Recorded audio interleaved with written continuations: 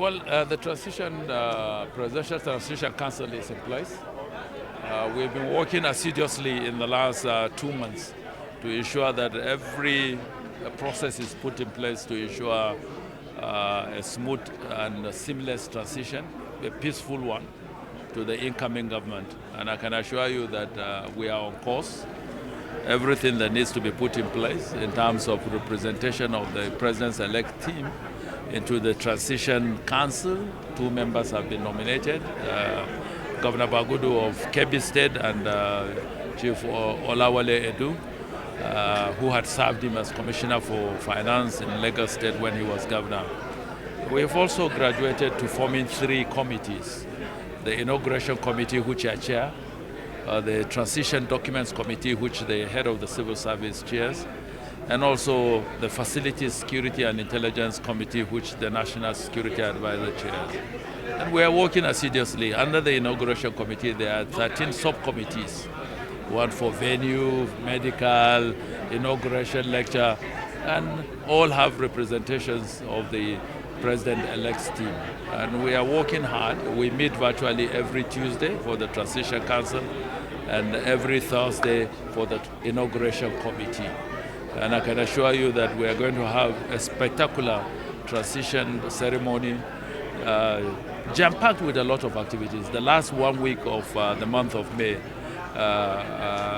would see a lot of activities that will bring in the new government and prepare them to start work the first day in office. So we are working very hard, and I can assure you that. Any takeaways from this Salah homage, which happens to be the last one from Mr. President, especially it's a solemn occasion, like Alhaji Garba Shehu rightly observed. This is the 9th Salah that Mr. President has observed in the State House. Not very many people have the benefit and the God-given opportunity to observe 9 Salahs within the period of 8 years. But graciously, God has allowed Mr. President. I think it's for a purpose, because of what he has done for the country, and because of the peaceful nature in which he desires to exit.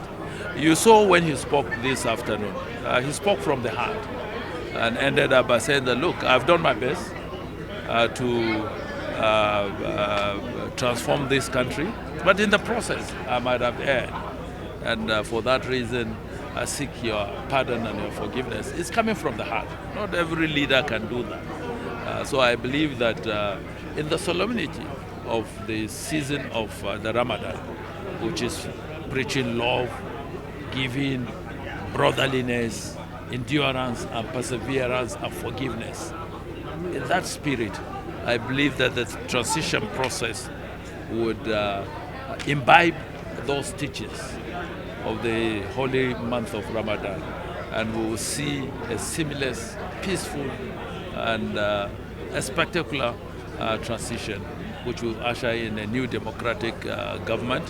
And that would also send a message to the world that democracy has come to stay in Nigeria. And all we need to do as citizens is to be watchful, because what happened in the US 2 years ago was unthought of. So we must be vigilant, we must be watchful, we must do everything to sustain and preserve these tenets of democracy that God has given us. Thank you. Thank you very much. Thank you. Now go there.